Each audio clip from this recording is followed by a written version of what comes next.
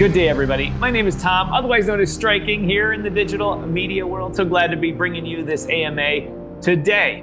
Welcome to the Pacioli AI Validating Node Network Release and Community Update AMA. This will be the first of many videos to come out regarding the disruptor technology called Pacioli AI. For those of you that don't follow accounting or early Mediterranean trading developments from the late 1400s, Luca Pacioli, who is a mathematician, author, Franciscan friar, and sometimes collaborator with Leonardo da Vinci, developed what is known as the double-entry accounting system, an accounting system that works on the principles of accounts always being in balance, a system that is largely unchanged to this day. Now, the name Pacioli is once again disrupting the industry, bringing AI along with blockchain technology to the financial reporting and assurance industry. Today's AMA discusses the upcoming release of the Pacioli AI Validating Node Network Release and the node-onomics behind it. Enjoy. And with me today is Jason Meyers, the lead architect of the Pacioli AI Validating Network, and also the architect of the validating nodes themselves, Patrick, our special guest. Jason, Patrick, welcome to the show today. Jason, what's been going on in the community, or that you like the community to know about? So we've a lot of development, number one, and number two, we've quietly launched a node sale, right? The Pacioli validating node, as a lot of people may already know, it reads, understands, and detects inconsistencies in financial statements, right? And it does more than that, but we're not going to talk about that on this episode because there's been some recent developments that will get released next week. But what I will say is, we had a trip to Dubai last week, which was really, really productive. We met a bunch of accounting firms and law firms. Law firms being the operative word. That's the only hint I'm going to give you today. But the accounting firms love it. They love what we do. They all want to run nodes, and they also want to use the Luca suite for financial statement prep, accurate, compliant, truthful financial statement preparation, right? So right. I'm going to, I've asked all of them, I go, what are you going to do with the excess billable hours that you otherwise had preparing them manually? And we started laughing, right? So advisory is where accounting firms are going to move up to, especially the small ones, because you save a lot of time preparing financial statements and tax statements. So that gives them time to do advisory and consulting and do things the big four accounting firms usually do. So that was really good because, as you know, what we do is regulatory infrastructure in addition to, running nodes. So what we have is extremely valuable to regulators to help them capture financial statement data and other data, which we'll talk about on another episode. There's the hidden alpha. And we will, it allows them to aggregate and extract data. And within the couple of clicks, they can publish economic statistics, which is really, really important for a region, for a government, for all government agencies, in order to articulate economic development. So that information can be used by central banks to set and attenuate monetary policy, right? So we've had some dialogues with some of these VCs, and interesting dialogues, I'll say, that could lead to the elimination of phase 1 and 2 of the node sale very quickly. So, well, I've referred to this in other broadcasts as a software release. Could you talk about, in fact, why before we get into the details of it with Patrick, why are these validator nodes needed with the Pacholi AI? So in the legacy world, you create financial statements, and then you have to have them externally audited by Right. an accountant, a public accounting firm, right? So the Pacioli node does the external. We don't call it audit; it's external validation. We call it, right? It reads, understands, and detects inconsistencies and anomalies in financial statements, so that if an enterprise is engaging a cohort of nodes, it can fix the inconsistencies that are cited by these nodes prior to making the financial statements public or filing them with a regulatory agency. So that's the importance of nodes in that capacity.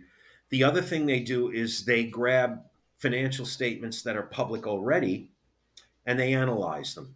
And that's going to be our part of our initial launch will be validating the and analyzing financial statements that um, contain inconsistencies and anomalies and writing them to a map which will reveal red dots if there are inconsistencies and anomalies and green dots if there are none, right?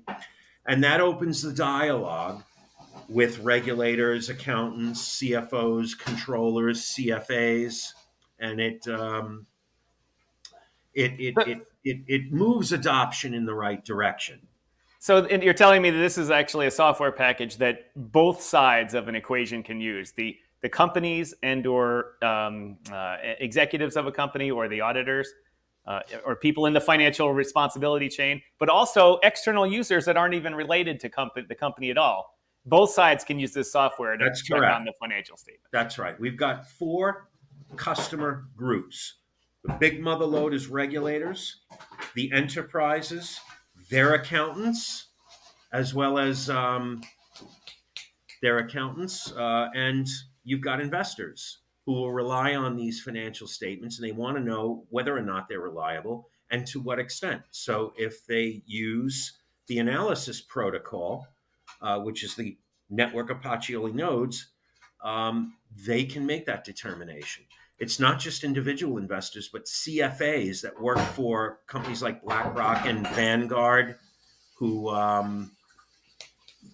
they do this stuff manually Right. every day. If you ask a CFA what the worst part of his job is, he'll say aggregating and extracting data, right? And just And so now our they'll viewers understand what you're referring to is the old school manual process of doing it versus a logic and reasoning artificial intelligence engine doing it in a matter of seconds instead of days or weeks.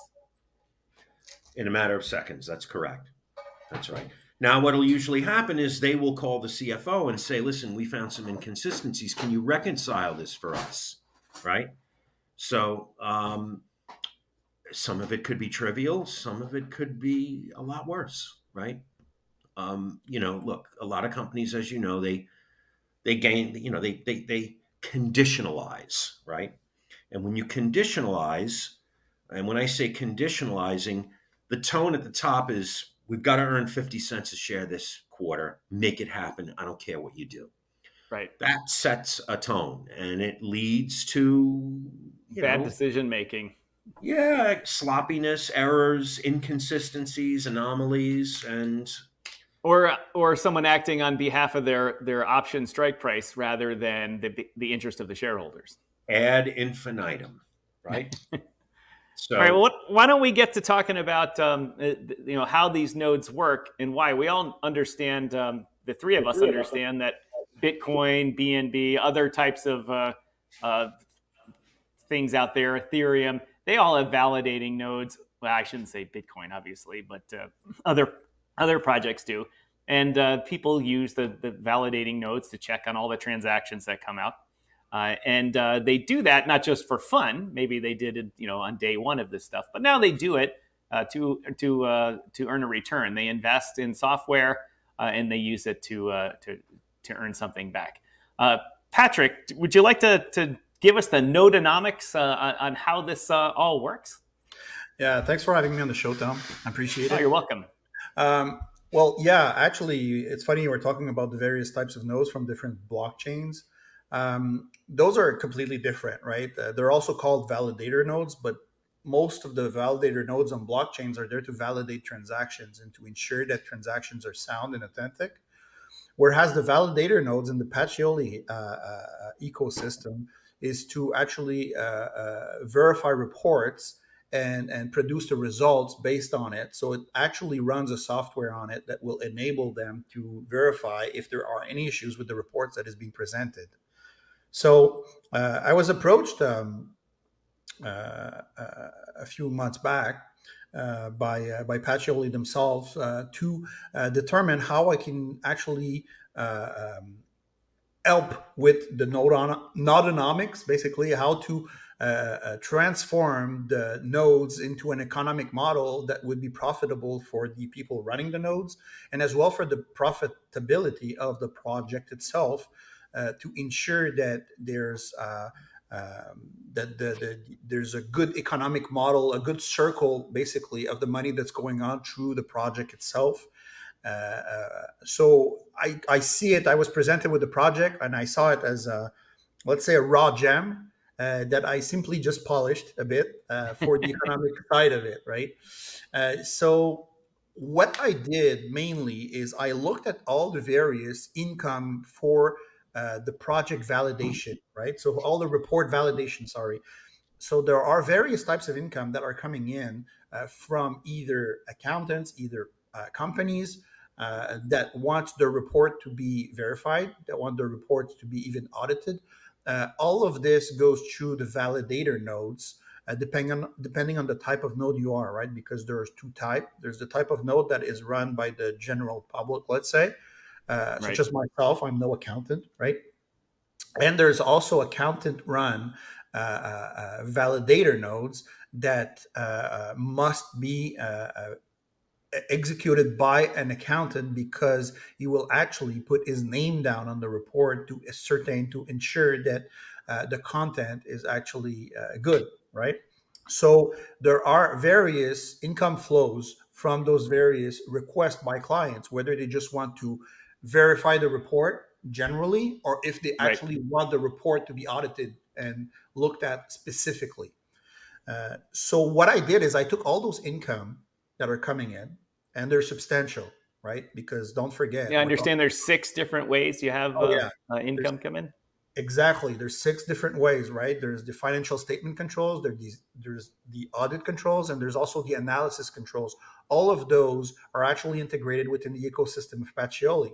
So whenever there's a request for it, there's money involved because the client needs to pay to be able to use the software that is available on the nodes, right? So then nodes are chosen to validate and corroborate the information that will be produced by the software. So it will, the report, the end product is actually the report that highlights inconsistencies, if any, within the reports. And those report, well, the client pays for them, right? And then out of that money that's coming in, well, it's separated in various categories, and those categories are made to enhance the token price of the project, first of all. Second of all, they're made to reward the node holders, also the node validators and corroborators. And they're also there to ensure that the economic system of the project is actually like a big circle, right? It replenishes the reward Right. pool, it enhances the LP pool, the liquidity pool. It actually provides rewards for staking rewards, for governance as well. So there's a lot of various aspects. I think there's off the top of my head 10 or 15 various categories that it cuts down into bits and pieces to Right. ensure that the entire ecosystem is well fed and will have a positive impact and an increase in the token price over time as more and more clients are coming forward. Well, that ecosystem is the circular nature of that is very Right. important for this, Yes. uh, for sure. Listen, I've worked with literally hundreds of projects before in token metrics or nodonomics as well. And the main issue is that they don't replenish the rewards pool. If you look at various other nodes, right? And I'm not talking about layer one type validator node, which is basically a fee that is charged every time. Right. When I'm talking about nodes that are used within the ecosystem, they don't replenish the rewards pool. So what happens is that the nodes will run for 1, 2, 3 years, and then when the rewards pool expired, well, that's it. I mean, you're not getting anything out of it. So a lot of people will walk out of the nodes pool, and they will not have anything after that. And the way died. I designed Pacioli is it replenishes the reward pool all the time, so they're perpetual licenses. So those nodes are going to run for a long time, and it's not a crypto project, right? It's actually it's a real world utility where accountant reports are going to be needed. I mean, they've been needed for how many years, and how long in the future are they going to be needed? They're needed everywhere in the world. So this is something that will always stay, whether it's the crypto is down or the crypto is up, whether it's bull season or bear season, it has no effect whatsoever, because accountant firms will need those reports audited and verified and corroborated. It keeps going, and it keeps right? going. That's so for sure. That's the entire economic model was designed around all of this. And I can assure you that, I'm a maths guy, and I looked at all the numbers specifically one by one, and I would not have been involved so deep into this nodonomics if I didn't believe that this would work very well. And I assure you that people that are actually holding node licenses and Pacioli will do very well in the future years. Well, that's good for sure. Thank you. Jason, do you have anything to add onto Patrick's talk about the nodonomics of this? I didn't hear deflationary token economy, Patrick, because the way we design this, right? Remember, I'll let you explain, but it reduces an average number of tokens from circulation every year. Yes, that's quite correct. I didn't want to give all the candies in the first show, right? I mean, there's going to be many shows, but yes. Oh, we even have the visit from Chanel. Yes. We have an audience already. We have an audience already. So yes, I didn't want to give everything, but effectively, I made this also deflationary. There's actually 4 or 5 different criteria that has a direct impact on the token price and overall the economy and the rewards that are coming in for the validators. But it is deflationary at a rate of approximately 5 to 10% in the first 2 to 3 years. So that's a lot of token that is taken off the supply. I mean, we're per year. It's per year. It's 5 to 10% per year. So we're talking about a rate of 25 million token. Of course, this will decrease over time because as the price goes up, right, we're going to have to remove less of tokens. But still, we're talking in the first year, approximately, either 15 to 25 million token that are going to be removed from circulating supply forever. So this is one of the aspects that was worked throughout the entire economic model of this. And I think it's going to be beneficial to any holder, whether it be token holders or more particularly node holders that will produce rewards perpetually.